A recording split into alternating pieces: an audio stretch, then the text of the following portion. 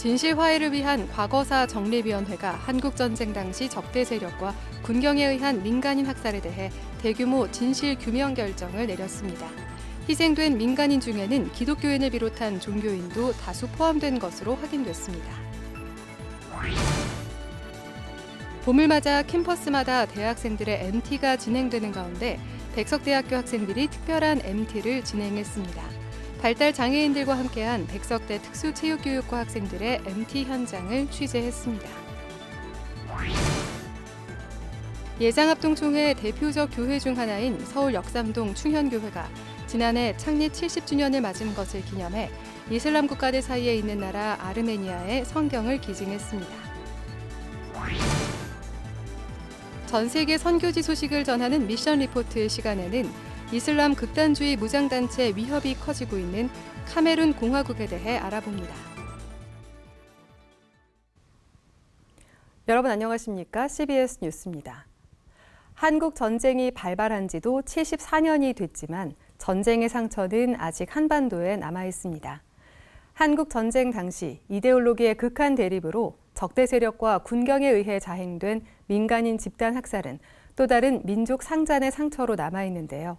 진실 화해를 위한 과거사 정리위원회가 기독교인을 포함한 민간인 집단 학살에 대해 대규모 진실 규명 결정을 내렸습니다. 보도에 송주열 기자입니다. 1950년 한국전쟁을 전후해 기독교인들을 포함한 다수의 종교인들이 적대 세력에 의해 희생됐다는 사실이 정부 차원의 직권조사로 속속 드러나고 있습니다. 진실 화해를 위한 과거사 정리위원회는 전쟁 기간 기독교인을 비롯한 종교인들의 희생이 컸다는 연구 용역을 토대로 2022년 5월부터 직권 조사를 실시했고 1,700명의 종교인 희생자 명단을 파악했다고 밝혔습니다. 진화위는 직권 조사 기간이던 2022년 8월 전남 영암군 학산면 상월 그리스도의 교회에서 적대 세력에 의해 35명이 희생된 사건에 대해 진실 규명 결정을 내렸고 그해 12월 신안군 임자도 진리교회 교인 48명이 1950년 8월부터 10월 사이에 적대 세력에 의해 학살당한 사실을 진실 규명한 바 있습니다. 이런 연장선상에서 진실화해위원회는 전북 군산과 김제, 정읍, 완주, 익산, 고창 등 전북 지역 교회에서 104명이 인민군과 빨치산 등 적대 세력에 의해 희생된 사실을 확인하고 추가 진실규명 결정을 내렸습니다. 진화위는 군산 신광교회와 원당교회, 해성교회에서 28명의 희생자를 확인했고 김제 망경교회와 광활교회, 대창교회, 대성교회에서 23명, 정읍 두암교회, 정읍제일교회, 매개교회에서 17명의 희생자를 확인했다고 밝혔습니다. 또 완주 지역 교회 5곳에서 9명의 희생자를 확인했고 고창 지역 교회 2곳에서 12명, 익산 지역 교회에서 12명, 전주 2명, 임실에서 1명의 기독교인들이 적대 세력에 의해 희생된 사실을 확인했다고 밝혔습니다. 가해자, 피해자, 여기 입장이 바뀌어지면 서로 가해자, 피해자가 되는 거니까 누가 가해자고 피해자이고 이런 입장을 떠나서 서로 보듬어 안고 가야 되는 역사이고 저희도 그래서 그런 마음으로 이제 기념관도 준비를 하고 있고 그 안에도 이제 저희 교회에 순교하신 분들만의 이야기가 아니고 모든 희생자들을 함께 생각할 수 있는 그런 공간이 되도록 준비하고 있습니다.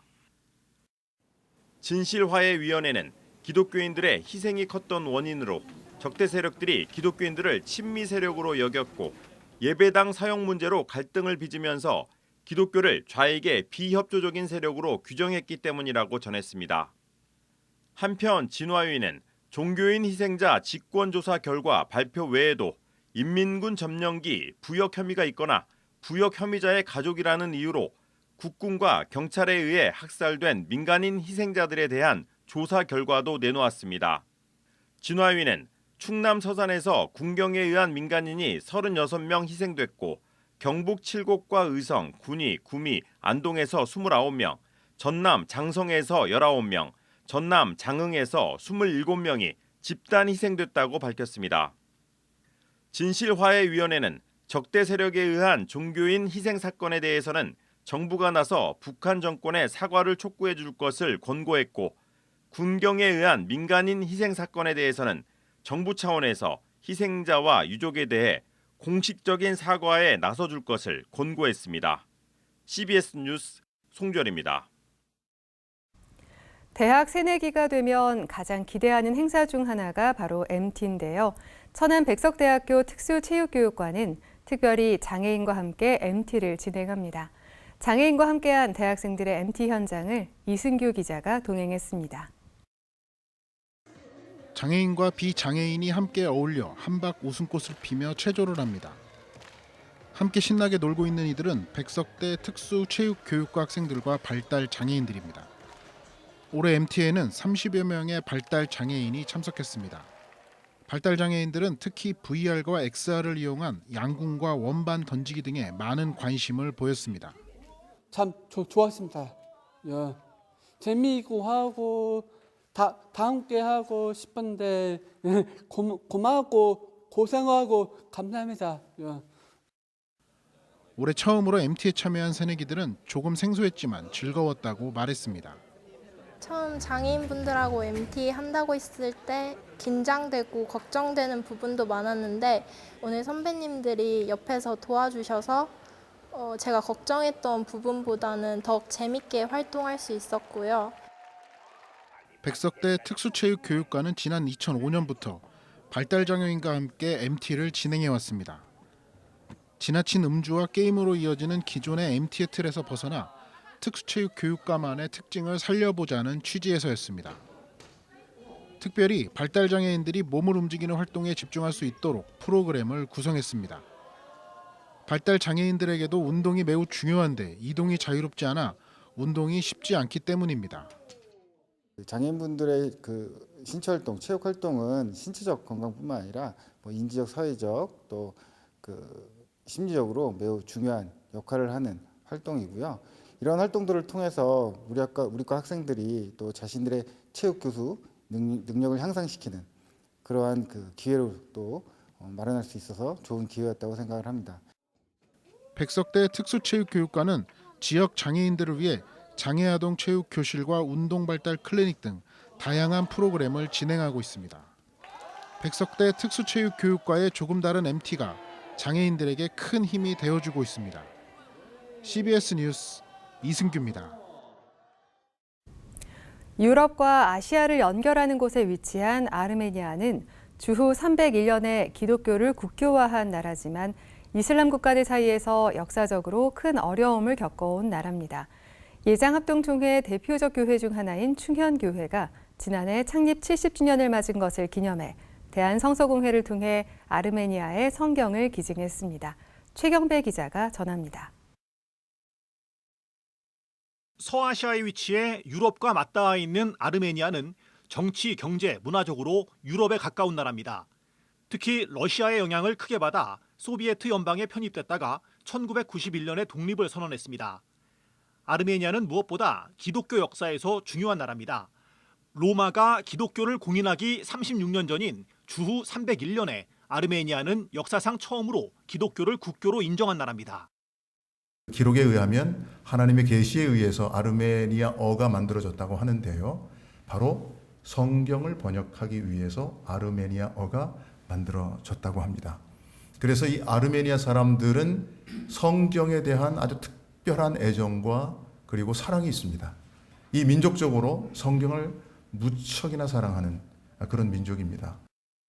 기독교 전통을 지닌 아르메니아는 그러나 이란과 튀르키예, 아제르바이잔 등 이슬람 국가에 둘러싸여 있어 오랜 기간 크고 작은 분쟁을 겪었습니다.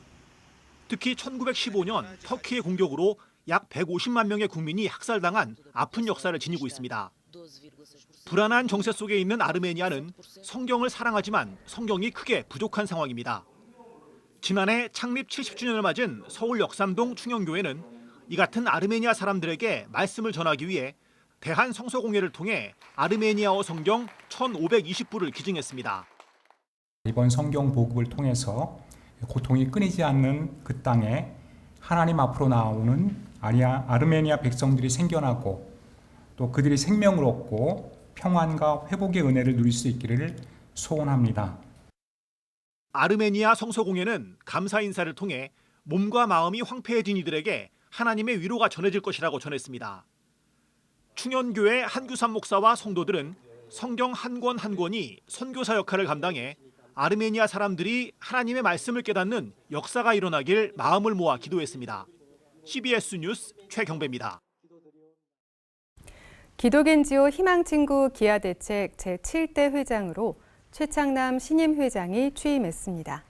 최 신임 회장은 글로벌 IT 기업에서 수십 년간 활동한 데이터 전문가로 한양대학교 경영전문대학원 석사 수료 후 한국 오라클 전사전략기획 본부장직, 시스트란 글로벌 대표이사 등을 역임했습니다. 최 회장은 기아대책의 NGO 맞춤형 데이터 분석 인프라를 구축해 글로벌 디지털 전환 시대에 발빠르게 대응해 나가겠다고 밝혔습니다. 미래 목회 포럼이 오늘 한국교회 나아갈 길, 원로의 지혜를 듣는다를 주제로 포럼을 개최했습니다. 발제자로 나선 신촌성결교회 이정익 원로 목사는 목회자들이 조기 은퇴를 긍정적으로 검토할 필요가 있다며 후임자 선정도 교회에 일임하라고 조언했습니다. 이정익 원로 목사는 또 교회 성장이라는 말이 언제부턴가 부정적 단어가 됐다며 이 같은 소극적 태도로는 성령의 역사를 기대하지 못할 것이라고 지적했습니다. 미래목회포럼 대표 이동규 목사는 원로 목사가 계신다는 점이 목회에 긍정적 영향을 줄 수 있다며 원로의 지혜를 후대 목회자들이 배우고 귀담아 들어야 한다고 말했습니다. 전 세계 선교지 소식을 전하는 미션 리포트. 오늘은 카메룬 공화국으로 가봅니다. 카메룬은 종교의 자유가 보장된 나라지만 인접국가인 나이지리아의 이슬람 극단주의 무장단체 보코하람의 위협과 경제적 어려움이 심화되고 있어 기도가 절실합니다. 카메룬의 서지혜 선교사가 전해드립니다. 아프리카 대륙 중서부 대서안 연안에 위치한 카메룬의 공식 명칭은 카메룬 공화국입니다. 카메룬은 프랑스와 영국 동시에 식민 지배를 받고 있었는데 1960년과 61년 각각 프랑스와 영국으로부터 독립을 하게 되었습니다. 종교적으로는 카톨릭이 38%, 개신교는 25%, 이슬람교는 24%, 그 외 아프리카 토속 종교가 있으며 카메룬 헌법으로는 종교적 자유를 명시하고 있습니다. 하지만 카메룬에서 발생한 종교 자유의 침해는 종교적 이유 외에도 민족, 정치적 이데올로기가 밀접하게 연결되어 있기 때문에 모든 사건을 종교적 동기로 판단하기 어렵다고 판단하고 있습니다. 카메룬 전체적으로는 개신교가 24%로 추정을 하고 있지만 복음적인 그리스도인들의 숫자는 극히 드뭅니다. 특히 카메룬 북부는 무슬림들이 분포되어 있기 때문에 지역교회가 힘이 없고요. 교회가 성장하지 못하고 있는 추세입니다. 더불어서 현지에서 가장 어려운 것은 성경을 바로 알고 가르치는 목회자가 적기 때문에 올바른 복음이 전해지는 것이 참 어렵고 저희에게 주어진 선교적인 과제라고 생각합니다. 제가 일하고 있는 선교회는 2002년부터 복음을 전하기 위해 수도인 야운데에서 제자 양육과 의료 사역을 시작하였습니다. 문화와 언어를 배우고 선교의 방향을 고민하던 중 85%에서 95%까지 무슬림이 집중되어 있는 카메룬 북부로 시선을 돌리게 되었습니다. 카메룬 북부는 경제적 가난, 종교적 무슬림의 영향으로 카메룬 내에서도 상당 부분 관심을 기울이지 않는 곳이었습니다. 마을 출신의 어린 이슬람 고아들과 특별한 돌봄이 필요한 아동들을 입양하여 함께 생활하기 시작했습니다. 아이들의 믿음을 위해 교회가 시작되었고 올바른 성경 말씀 중심의 제자 양육을 위해서 신학교가 시작되었습니다. 또한 그 아이들의 교육을 위해서 유치원, 지금 현재는 초등학교까지 성장하게 되었습니다. 한국기아대책기구와 협력하여 현재는 980여 명의 아동이 결연되어 사랑과 도움을 받고 있습니다. 최근 이슈라기보다는 공공당국으로부터 적절한 대응을 받지 못해서 심각해지고 있는 상황 두 가지가 있습니다. 하나는 12년째 지속되고 있는 카메룬 북부 지역의 보코하람 분쟁입니다. 보코하람은 무장 세력으로서 지역 주민 납치, 테러 사건들을 유발하고 있는데 정부의 지역 보안을 위한 해결에는 상당히 미흡한 상황에 있습니다. 다른 하나는 분리주의자들의 카메룬 영어권 독립을 요구하는 것이 7년째 지속되고 있는 것입니다. 무장단체에 의한 공격, 민간인을 공격해서 정말 실종자뿐만 아니라 부상자들의 다수가 발생하고 있는 상황입니다. 카메룬 내 인권단체들은 다양한 인터뷰를 통해서 카메룬 내의 상황들을 전달하지만 카메룬 인권 상황이 낙관적이지 않다고 평가하기도 합니다. 올해는 가장 뜨거운 이슈 중에 하나는 세율 인상입니다. 여러 번 세율 인상이 있었음에도 작년 마지막 정기의회에서 더 추가적인 인상이 통과되었는데 치솟는 물가 상승과 정부의 미흡한 행정력과 함께 부패 등으로 인해서 내외 국민 모두가 불만을 표출하고 있습니다. 그래서 하나같이 2024년은 경제적으로 가장 어려운 해가 될 것이라고 전망하고 있습니다.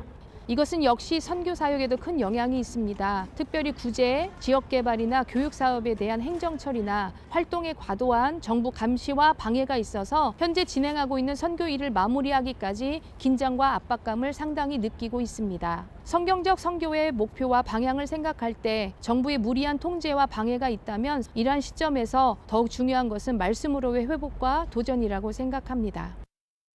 정치적, 경제적으로 어렵다고 하지만 그럼에도 카메룬 선교를 향한 하나님의 열심은 뜨겁다고 생각합니다.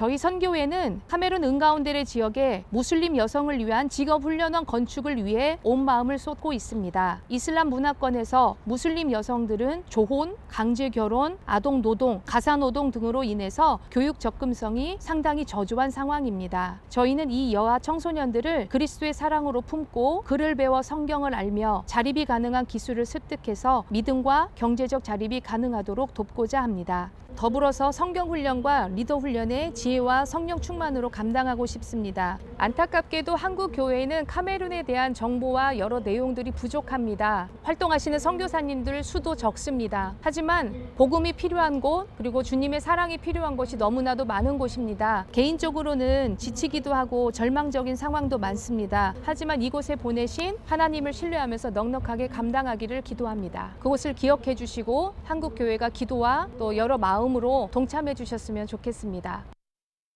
이상 저는 카메룬에서 일하고 있는 서지혜 선교사였습니다.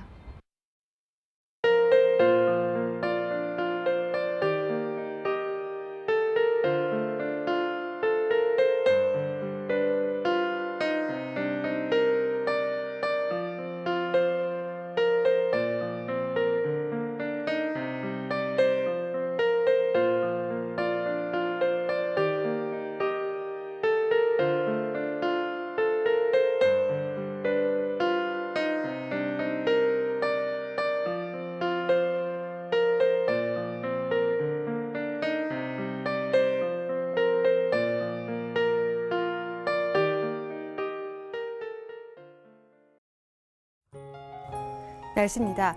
내일도 황사의 영향으로 전국 대부분 지역의 미세먼지가 나쁨 수준을 보이겠습니다. 내일 아침 최저기온은 7도에서 15도, 낮 최고기온은 19도에서 28도로 일교차가 크겠습니다. 이상으로 뉴스를 마칩니다. 시청해주신 여러분 고맙습니다.